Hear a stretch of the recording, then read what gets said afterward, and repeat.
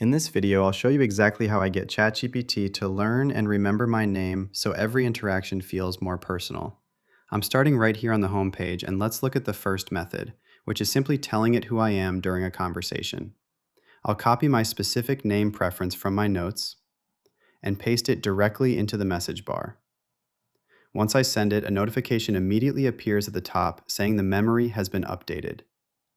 By clicking the Manage button in that notification, I can see the specific detail the AI has saved about me for future reference. Another way the AI stays informed is through my official profile settings. To find this, I'll navigate down to the bottom left corner, click on my name, and select Settings from the menu. Once the window opens, I'll head over to the Personalization tab in the sidebar.